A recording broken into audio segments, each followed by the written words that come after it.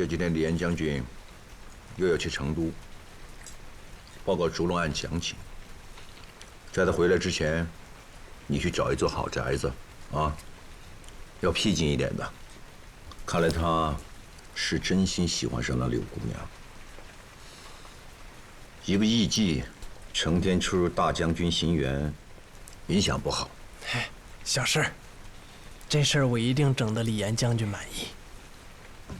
你现在负责主祭事，什么事儿呢，都要替长官想在前边，工作才能做好。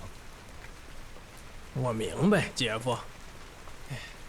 这斯文曹出了个高堂炳，恐怕对姐夫不利吧？你是终于能想到这一点了，岂止不利？难道还有后患？军谋司司尉是前府魏谍，你动动脑子，这对司文曹是多大的事儿，知道吗？我想过呀，可这也赖不着姐夫呀。那个魏谍长期跟我渗透，说不管谁当这个曹院，岂能做到事事明察秋毫？更何况斯文曹原来还有个顶头上司杨仪，就算顶缸也轮不着您呢。杨仪杨长史已被贬为了庶民，我不来顶这个缸，谁来顶？就凭您跟李岩将军现在这关系，他绝不会为难您。你真的是太天真了，做官不是凭关系，一切都是利益。只有你的利益跟长官一致，他才会保着你，你才安全，明白吗？明白，都明白。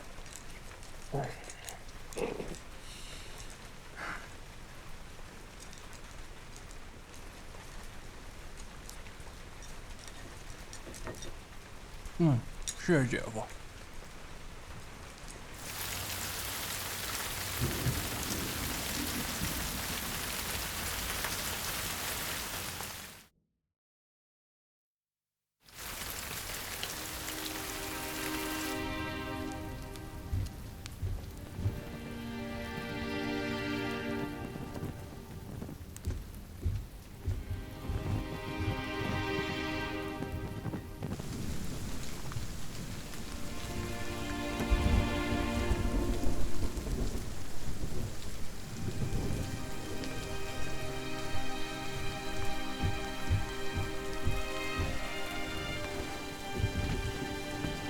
丞相恭请诸公前去议事，请。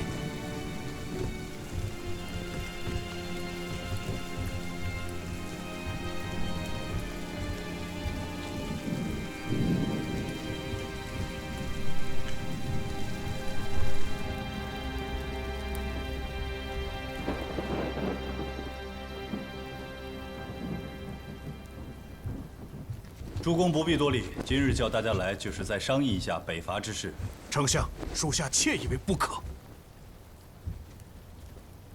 昨夜夜观天象，北方旺气正盛，星耀背明，未可图也。丞相深知天文，何故逆天而行？天道变异不常，不可拘执。我还是之前的意见，倘若丞相再度北伐，沿院率5000精锐去路包中，寻秦岭以东，沿子午谷向北，不到10日方可到长安。曹军见我骤至，必弃城，望横门抵戈而走。随后丞相可大驱士马自斜谷而进，如此咸阳以西，一举可得。此计太过冒进。文长是在嘲笑曹魏没有好人才吗？倘若曹军在山僻处埋伏一支骑兵，突出截杀，子午谷一骑难出，你这5000人就全军覆没了。丞相，属下担心的并非军事。丞相前次北伐出师不利，平定南蛮虽尽全功，但也消耗了相当国力。连年征战，恐非治国长策啊！你接着说。先帝驾崩后，丞相手握兵权，总揽国事，经上也多有疑虑。朝中有荆州、益州2大豪门士族反对撤州，李严将军更是力主南征东吴，恢复荆州故土，战略方向与丞相南辕北辙。丞相此时若再议北伐，恐怕难测万全呀。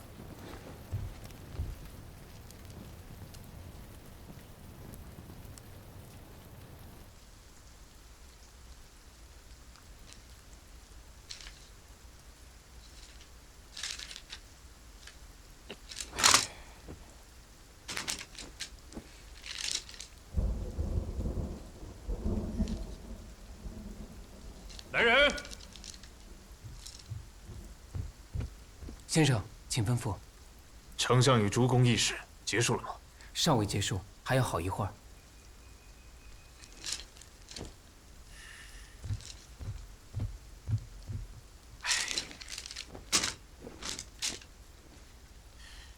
我看法和公演不同，联吴伐魏，此其实也。先帝当年占据西川，天下3分有其一，靠的是全国汇聚的从容之势，所以人才鼎盛，国家才有立国之本。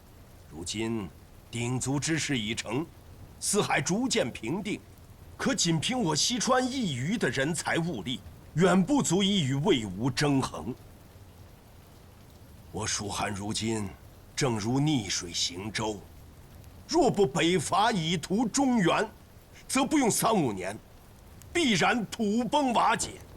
我苗所言深得我心。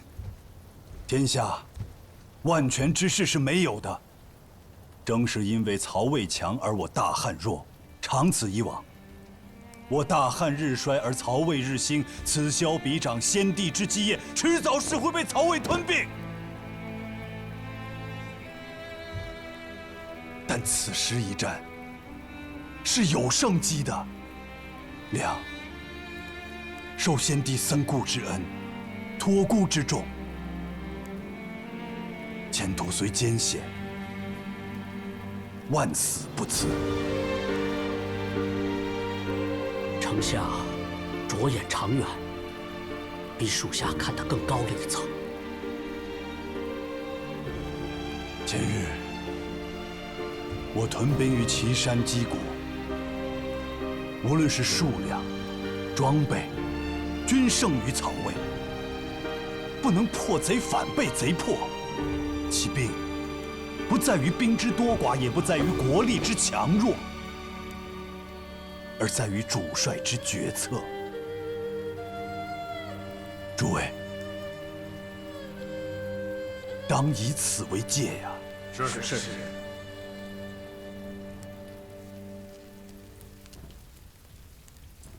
诸葛孔明又要商议北伐的事儿，想不到此公竟执迷如是。周龙安搞破，也许他以为已经没有后患，可以放手和曹魏一搏了。将军，陛下是什么态度？看不出啊，陛下也有难言之隐呐。这次祝融案，他们会不会做点文章？有可能。冯英换了靠山，他们正想收拾他的。高唐炳是魏谍，冯英难辞其咎。有望吗？我再想想。禀大将军，司文曹陈公求见。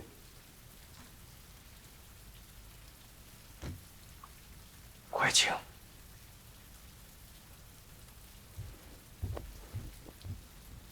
学生陈公，拜见大将军。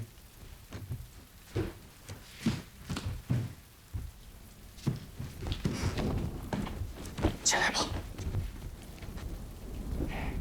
你现在是大汉的英雄，天下皆知，不必像以前那样多礼了。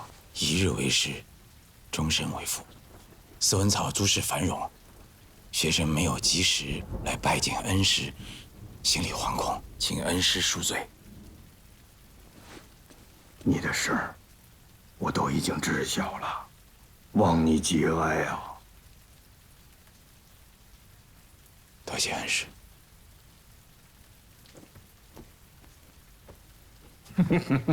来，我还在纳闷呢，这一别数载，怎么四肢全无音信呢？原来你是去了斯文曹这条路了。学生不孝，年少轻狂，辜负了恩师您对我的栽培。哎呀，坐下吧，坐呀。哎，四肢啊，你此言差矣。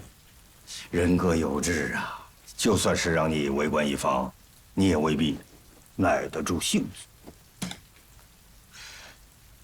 还是恩师，您了解学生的心思。你回来太好，斯文曹正确人手，我是焦头烂额。恩师但有所命，学生绝不敢辞。哎，斯文曹很复杂，你要有思想准备。朱龙案虽说是已经破获了，但是高堂炳长期担任军谋司司尉，难保没有魏谍党羽残留啊。恩师请放心，既然我回来了，我就会把这案子查到底，一个都不放过。好哦，我已经跟冯英说过了啊，你去顶替李淼的位置，他一个人也未必忙活得开啊。恩师，费心了。哈。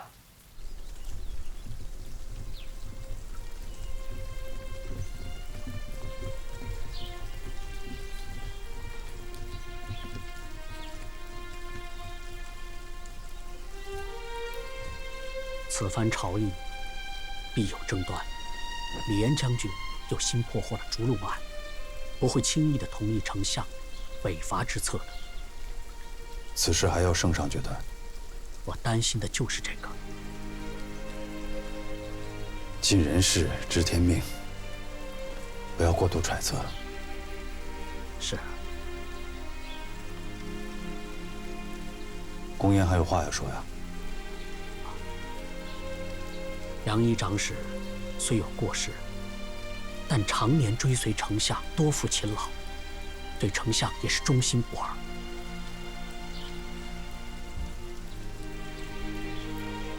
你保举他。是。杨长史是干才，大体当前闲置，可惜了。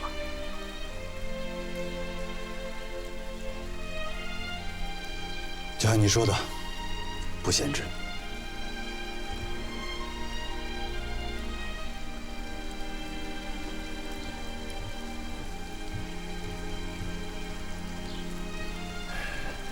诸葛孔明要召集朝会，说是有些事情要面君商议。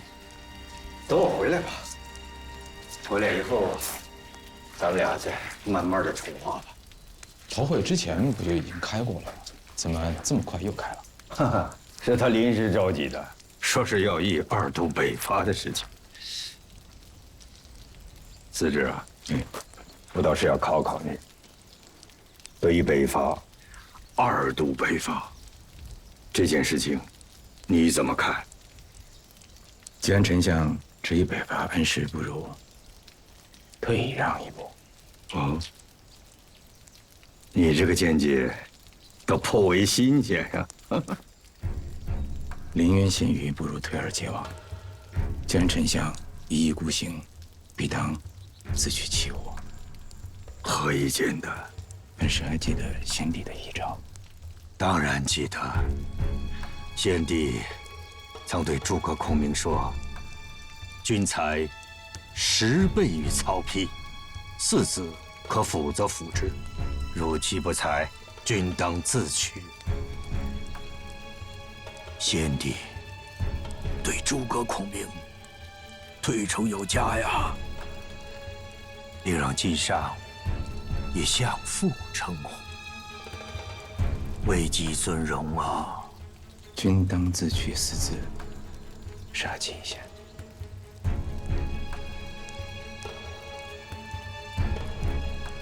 四之啊，这些年你长进不小，你回来了正好，天助我也。那是，夸奖。去吧。学生告退。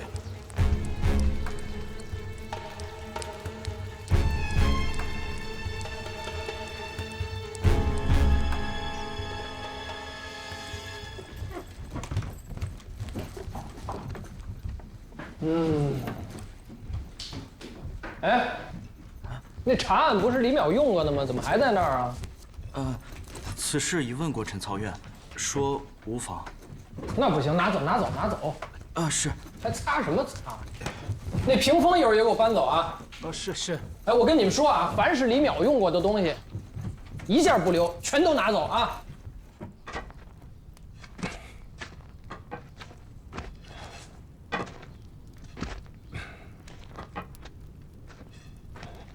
慢点头。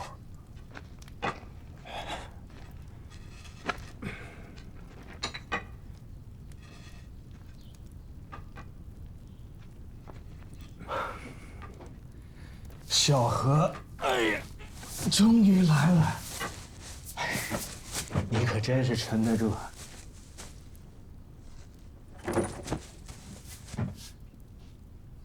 你怎么弄成这个模样？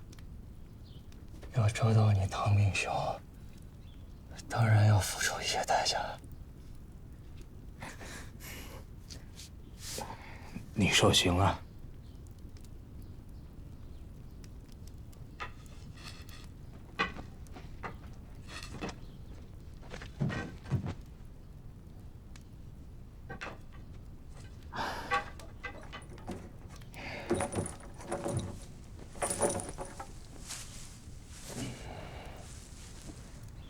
真是万万没想到，你跟白帝联手唱了出好戏。好戏，戏文是假，代价是真。小何，我从来没有想过把你也牵连进来。你给黄玉警示，内线因此身亡，你有罪。做了邮箱，命就不是自己的了。一条内线，你知道他是谁吗？姓狄，名月，是我的表妹，也是白帝的妻子。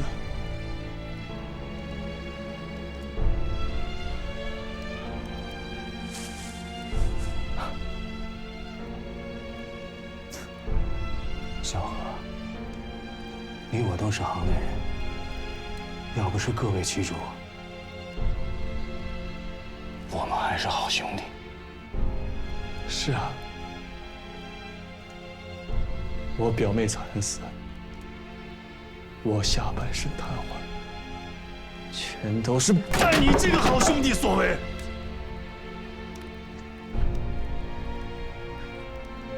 你要是这样说，那我无话可说。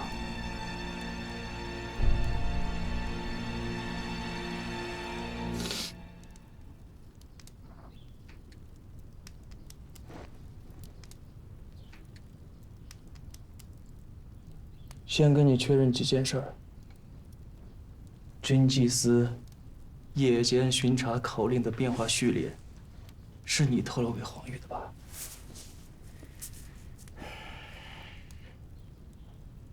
是。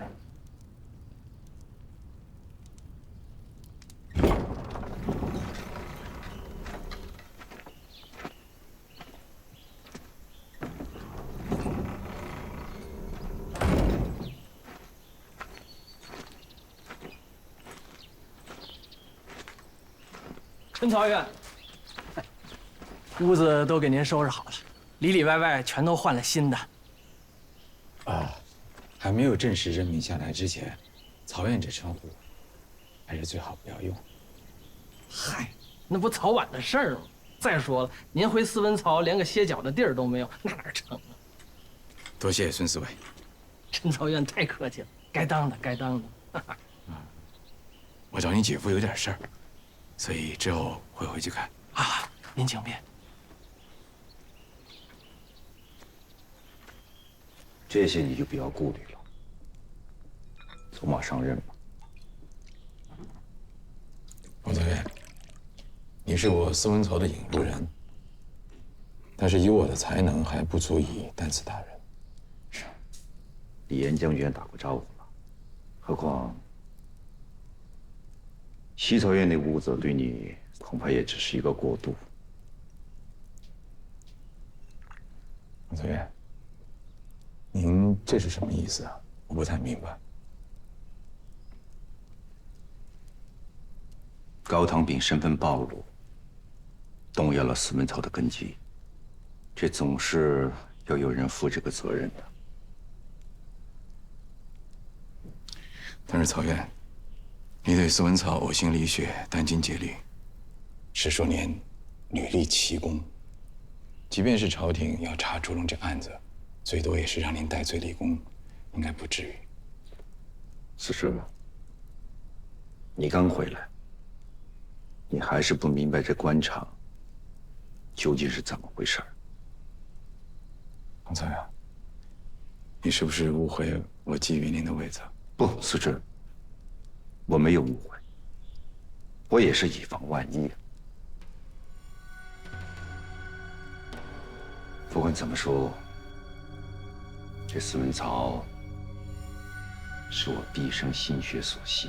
万一我冯英不在司文曹了，那希望接班的也是一个有得力的内行，那才不至于让我大汉这点情报家底儿输个精光吧。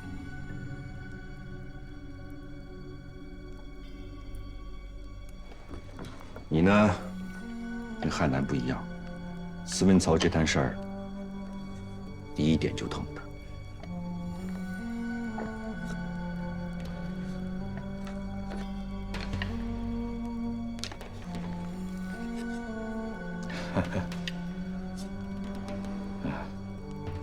王曹院，往后有什么事，你直接吩咐我就是了。长话短说吧，这5000刀毁灭，烛龙落网，善后的工作呢都交给静安寺去做，但我们要着眼于长远。我也这么想的。往后我们司文曹的工作，不能老踩着曹魏的锣鼓点走啊。就是这个意思。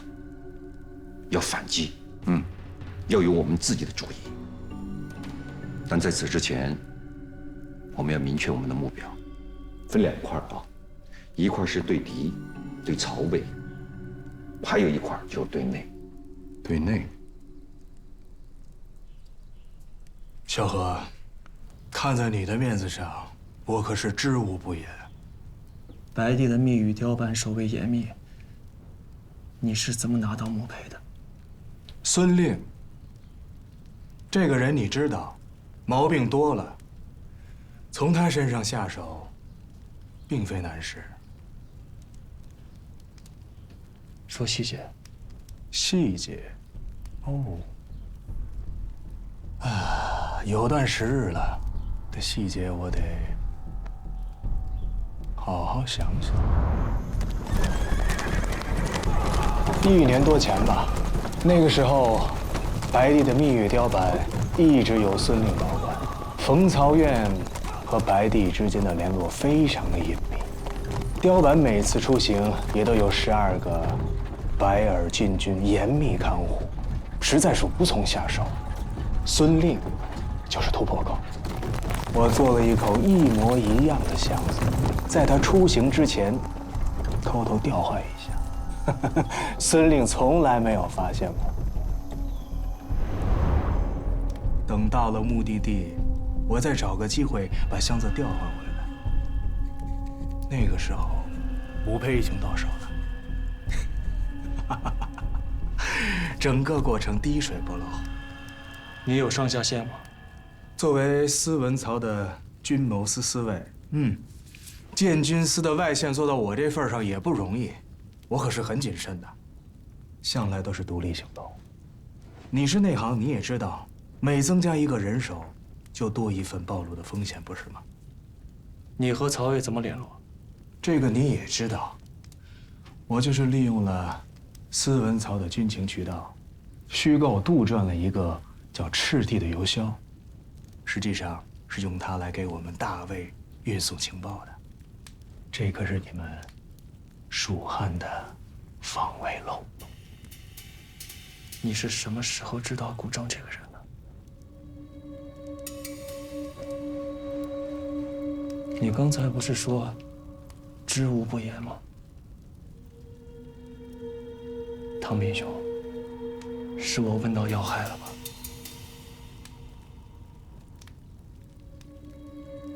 我们这一行不回答有不回答的下场，这个你很清楚。换个问题吧，你也知道我的手段，只要让我摸到一条缝，这个口子很快就会被我撕开。换个问题吧，否则我们只能言尽于此。好，我给你时间，你再好好想想。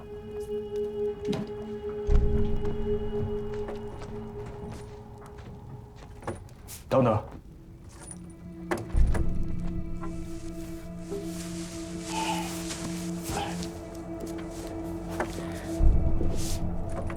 两个条件。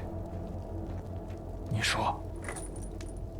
今上亲笔签署的丹书铁券，赦免我的一切过往，放了我，司文曹不再追杀。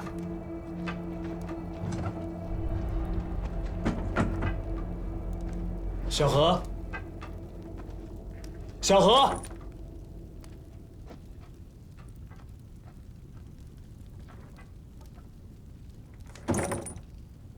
丞相再次召集朝会，商议二次北伐。那司文曹呢，是有个前科的，我们绝不能再有街亭案这样的事物。我常年在外勤，在对外工作上熟了一些。好，那司文司就交给你了，我回头跟殷吉通个气儿，让他归你知晓。好，这一来，就算我不在，有你盯着外线，我多少也安心了。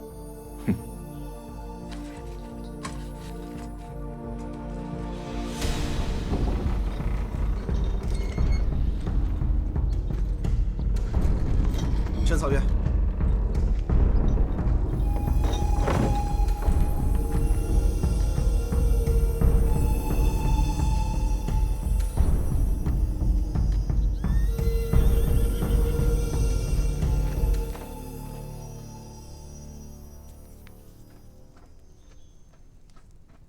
孙令求见曹院。进来。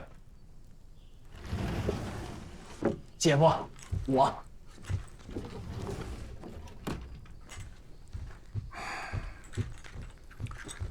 给他安排好了吗？安排好了。李淼用过的物品一体更换。以后他有什么事儿，要尽心去办。司之跟李淼不是一回事儿。那自然，司之是姐夫一手带出来的，自己人。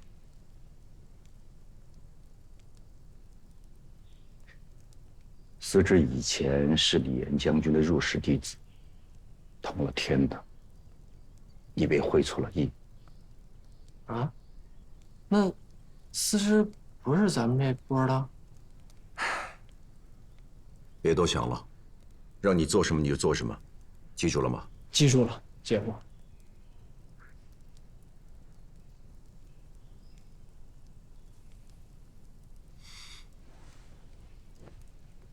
辛德，若是我有什么变故，就照顾不了你了。你要记住，要低头做人。姐夫，成都有消息了？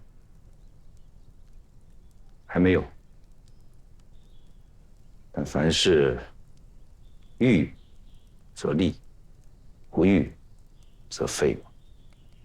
那既然李岩将军不肯保姐夫，姐夫何必还这么费心劳神的替他寻觅宅子？这么大的人情打个水漂，还不如养条狗呢。混账！不，姐夫，我这说的都是大实话呀。搜宅子，不是为了报官，是保命。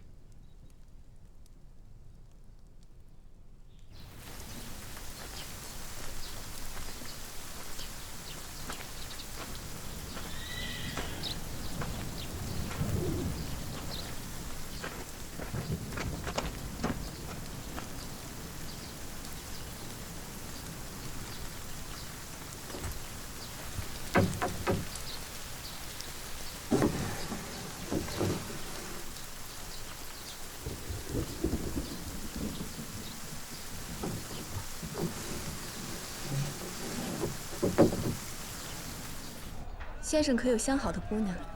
你们这儿有一个柳莹姑娘吧？是柳姑娘，不过柳姑娘可是紫烟阁的首魁。哦，够吗？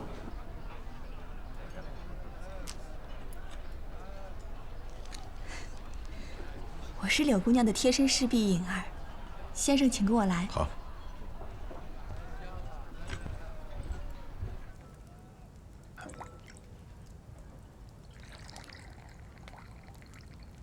陈先生初次见面，不知有何雅号？你会什么呀？抚琴吹笙，各有所长。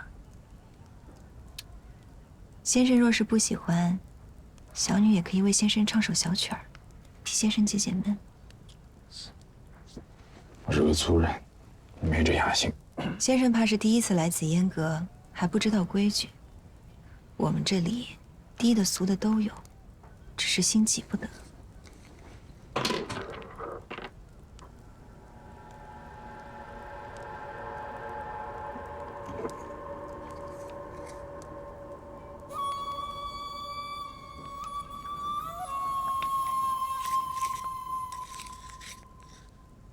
神规既受，何必待时？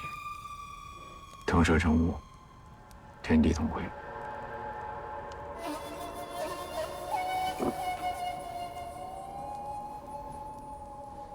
终于等到你了。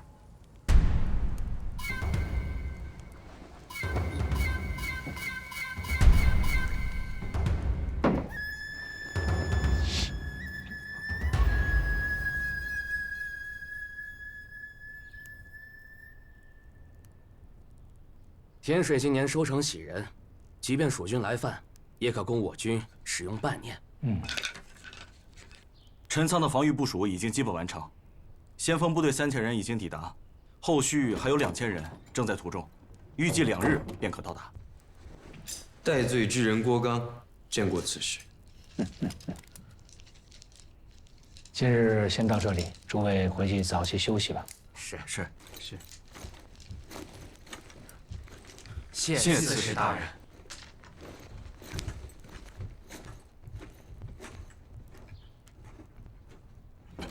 一定啊。近日我琐事较多，没能顾得上你。叔父，我确实不知道陈宫就是白帝，我也不知道陈宫竟然没有死，觉得错了。好了，先坐。你做出如此鲁莽之事，其实早就在我意料之中。不过没关系，年轻人可以犯错误，记住它就好。好，收拾收拾，准备回天水吧。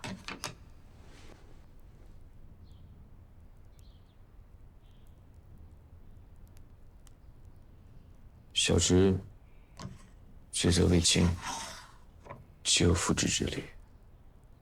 清平计划要进入到最后阶段了。连弩图纸，我拿到了。清平计划的真正目的，并非联弩机密，而是要把我们的人送到敌方决策的最高层。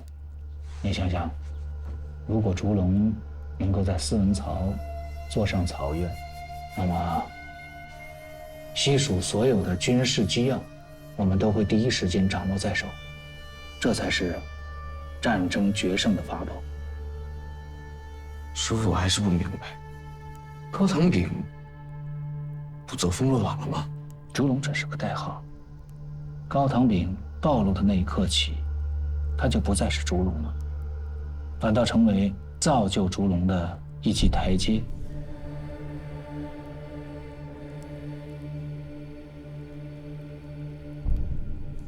那现在的烛龙是谁？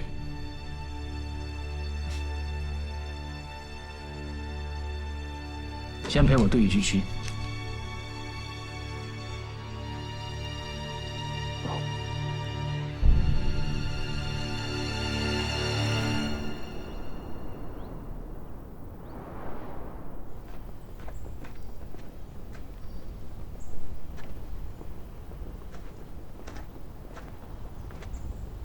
兄长，丞相。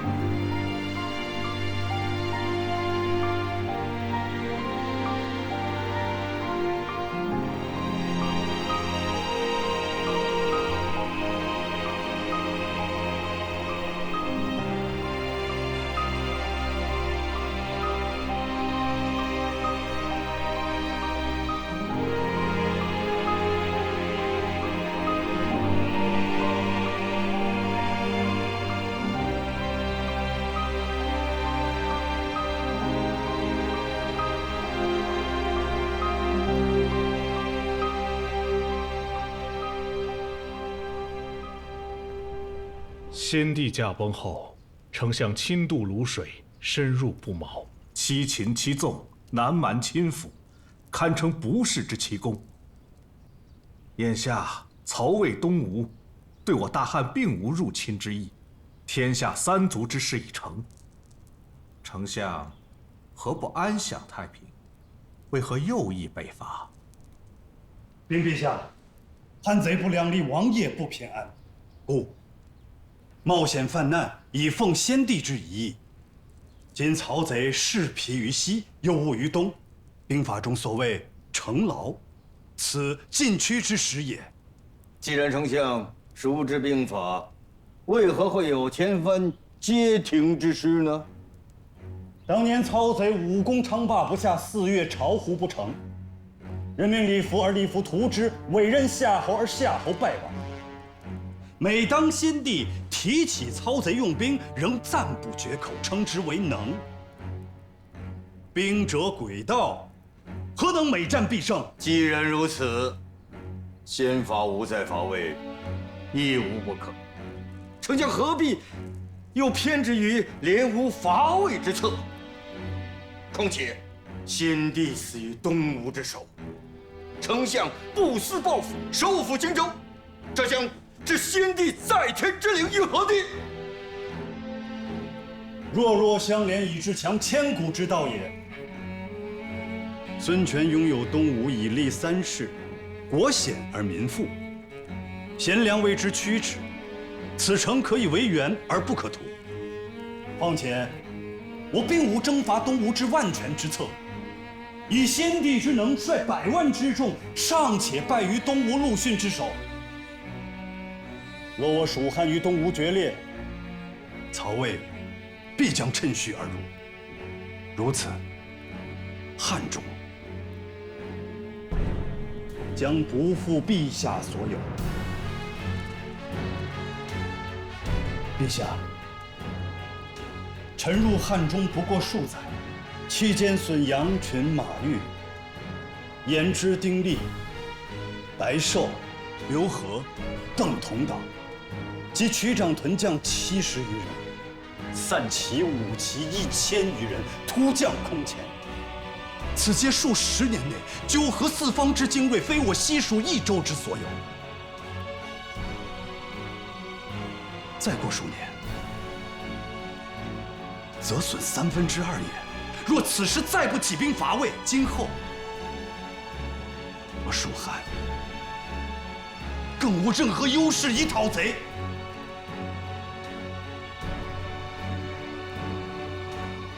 丞相所言甚是。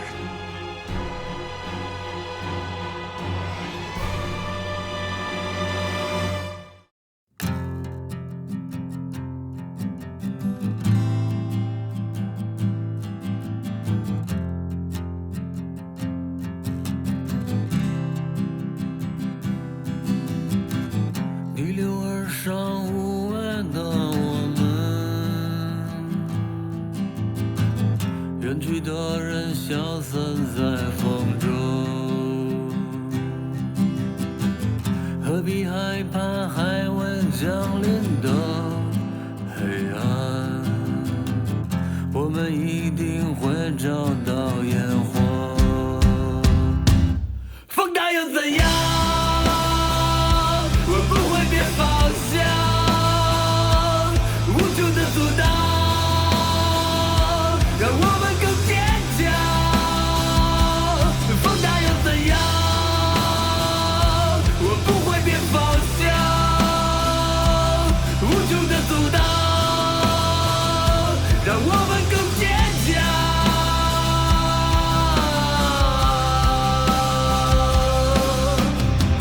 就算这一生如幻梦浮萍，